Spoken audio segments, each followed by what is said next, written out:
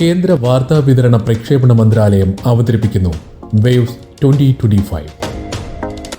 2025 May 1 മുതൽ 4 വരെ മുംബൈയിൽ നടക്കുന്ന ലോക ദൃശ്യശ്രാവ്യ വിനോദ ഉച്ചകോടിയോടനുബന്ധിച്ച് സംഘടിപ്പിക്കുന്ന ക്രിയേറ്റ് ഇൻ ഇന്ത്യ ചലഞ്ചിന്റെ ഭാഗമായി വിവിധ മത്സരങ്ങളിൽ പങ്കെടുക്കാൻ അവസരം.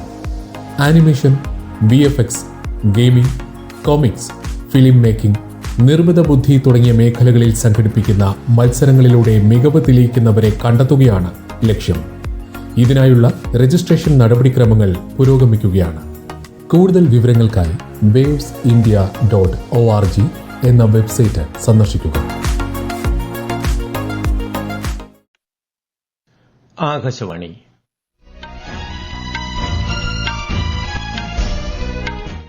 നമസ്കാരം.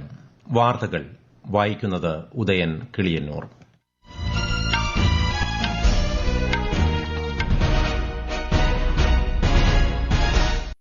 പ്രധാന വാർത്തകൾ. ഇന്ത്യയും യൂറോപ്യൻ യൂണിയനും തമ്മിലുള്ള ബന്ധം ഊഷ്മളവും ശക്തവുമെന്ന് പ്രധാനമന്ത്രി നരേന്ദ്രമോദി. ഇന്ത്യ EU സ്വതന്ത്ര വ്യാപാര കരാർ നടപ്പാക്കാൻ European Commission President Ursula von der ലെയനുമായി നടത്തിയ ചർച്ചയിൽ ധാരണ. ബംഗ്ലാദേശികളെയും റോഹിംഗ്യൻ വിഭാഗത്തെയും രാജ്യത്ത് പ്രവേശിക്കാൻ സഹായിക്കുന്നവർക്കെതിരെ കർശന നടപടിയെന്ന് കേന്ദ്ര ആഭ്യന്തരമന്ത്രി അമിത്ഷാ. കുതിപ്പ് തുടർന്ന് ഇന്ത്യൻ സമ്പദ്വ്യവസ്ഥ.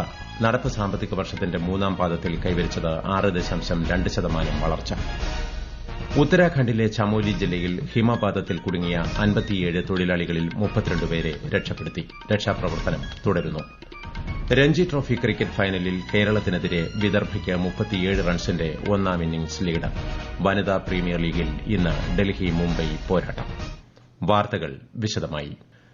ഇന്ത്യയും യൂറോപ്യൻ യൂണിയനും തമ്മിലുള്ള ബന്ധം ഊഷ്മളവും ശക്തവുമാണെന്ന് പ്രധാനമന്ത്രി Narendra Modi. European Commission President Ursula von der ലെയനുമായി ന്യൂഡൽഹിയിൽ നടത്തിയ ചർച്ചയ്ക്ക് ശേഷം സംയുക്ത പ്രസ്താവനയിൽ സംസാരിക്കുകയായിരുന്നു അദ്ദേഹം. ഇന്ത്യയും യൂറോപ്യൻ യൂണിയനും തമ്മിലുള്ള പങ്കാളിത്തം ത്വരിതപ്പെടുത്താൻ നിരവധി നടപടികളാണ് സ്വീകരിച്ചുവരുന്നത്. വ്യാപാരം, സാങ്കേതികവിദ്യ, നിക്ഷേപം, സുരക്ഷ, കണക്ടിവിറ്റി തുടങ്ങിയ മേഖലകളുടെ അഭിവൃദ്ധിക്കായി ഇന്ത്യ മിഡിൽ ഈസ്റ്റ് യൂറോപ്പ് സാമ്പത്തിക ഇടനാഴിയുമായി മുന്നോട്ടു പോകുമെന്നും പ്രധാനമന്ത്രി കൂട്ടിച്ചേർത്തു. ഇന്ത്യ യൂറോപ്യൻ യൂണിയൻ സ്വതന്ത്ര വ്യാപാര കരാർ ഈ വർഷം തന്നെ യാഥാർത്ഥ്യമാക്കാനും ഇരു നേതാക്കളും തമ്മിൽ ധാരണയായി.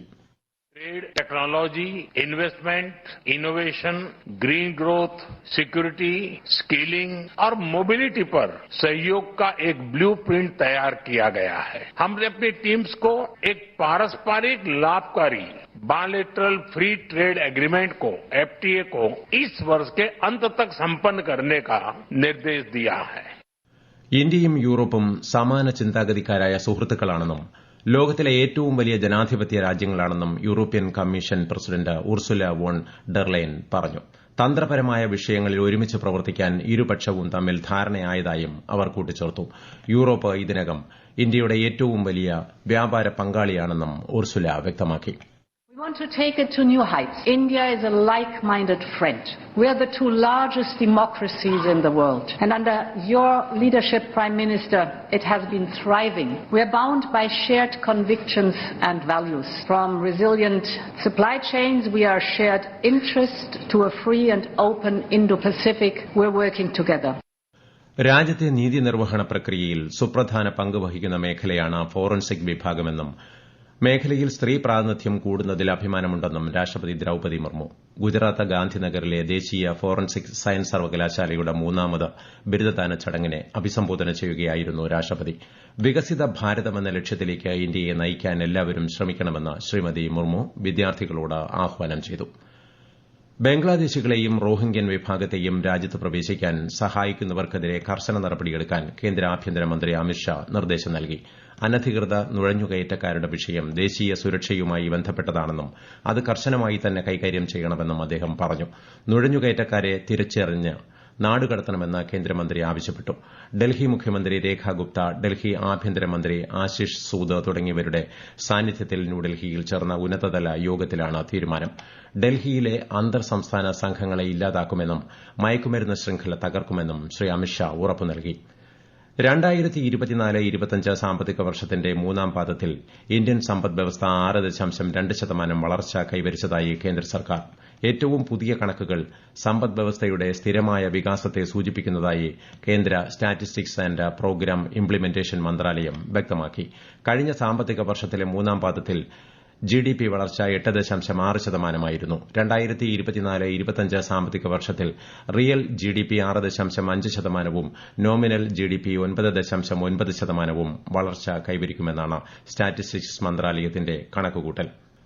സൂഫി സംഗീതോത്സവത്തിന്റെ 25ാം വാർഷിക ആഘോഷങ്ങളുടെ ഭാഗമായി ന്യൂഡൽഹിയിലെ സുന്ദർ നഴ്സറിയിൽ നടക്കുന്ന ജഹാനി ഖുസ്രു പരിപാടിയിൽ പ്രധാനമന്ത്രി നരേന്ദ്രമോദി അല്പസമയത്തിനകം പങ്കെടുക്കും. മേളയിൽ ഒരുക്കിയ കരകൌശല വസ്തുക്കളുടെ വിപണന കേന്ദ്രമായ ടിഇഎച്ച് ബസാർ പ്രധാനമന്ത്രി സന്ദർശിക്കും.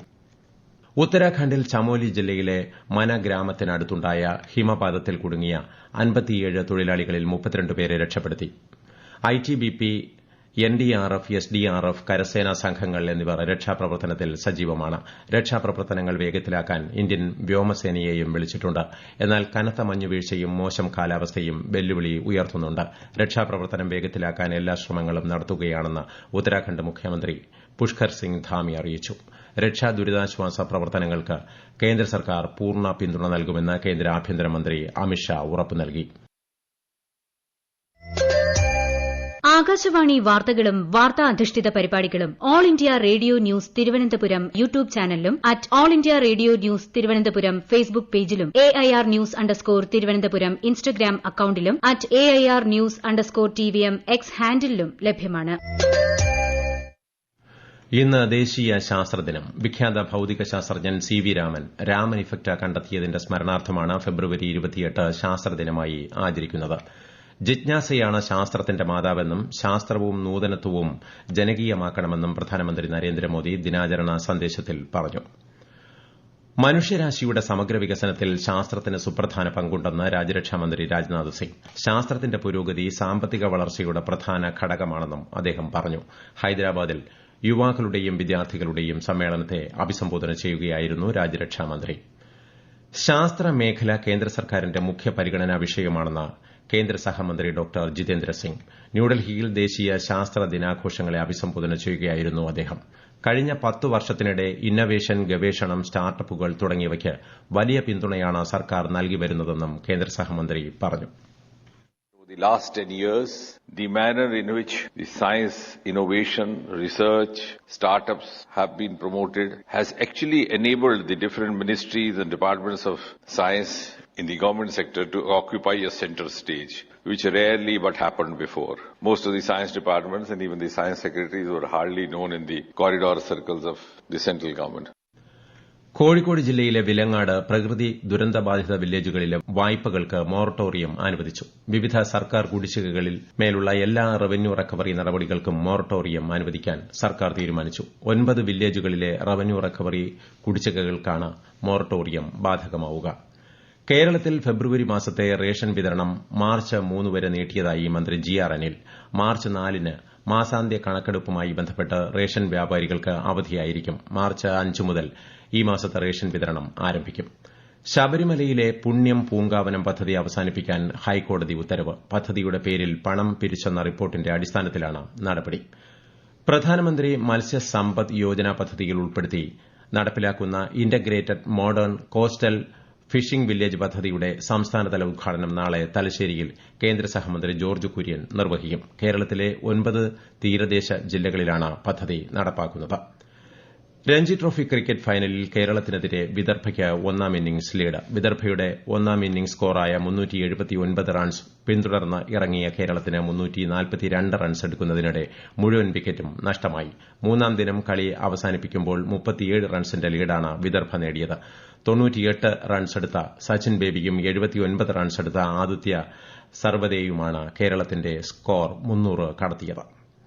വനിതാ പ്രീമിയർ ലീഗ് 2020 ക്രിക്കറ്റിൽ ഇന്ന് ഡൽഹി ക്യാപിറ്റൽസ് മുംബൈ ഇന്ത്യൻസുമായി ഏറ്റുമുട്ടുന്നു. ടോസ് നേടിയ ഡൽഹി മുംബൈയെ ബാറ്റിംഗിന് അയച്ചു. ബംഗളൂരു ചിന്നസ്വാമി സ്റ്റേഡിയത്തിലാണ് മത്സരം.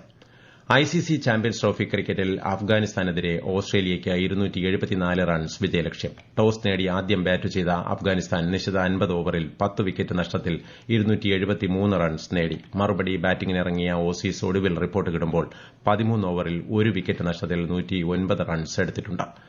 ISL ഫുട്ബോളിൽ ഇന്നത്തെ മത്സരത്തിൽ ഒഡീഷ FC മുഹമ്മദ് നസിയെ നേരിടുന്നു. ഭുവനേശ്വറിലെ കലിംഗ സ്റ്റേഡിയത്തിലാണ് മത്സരം. പ്രധാന വാർത്തകൾ വീണ്ടും.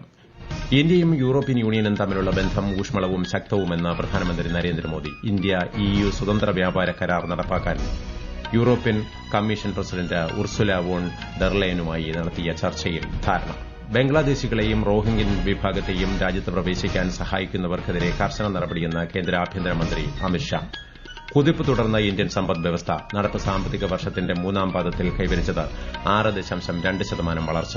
ഉത്തരാഖണ്ഡിലെ ചമോലി ജില്ലയിൽ ഹിമപാതത്തിൽ കുടുങ്ങിയ 57 തൊഴിലാളികളിൽ 32 പേരെ രക്ഷപ്പെടുത്തി. രക്ഷാപ്രവർത്തനം തുടരുന്നു. രഞ്ജി ട്രോഫി ക്രിക്കറ്റ് ഫൈനലിൽ കേരളത്തിനെതിരെ വിദർഭയ്ക്ക് 37 റൺസിന്റെ ഒന്നാം ഇന്നിംഗ്സ് ലീഡ്.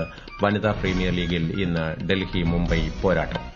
വാർത്തകൾ കഴിഞ്ഞു. അടുത്ത വാർത്താ പ്രക്ഷേപണം 8:35.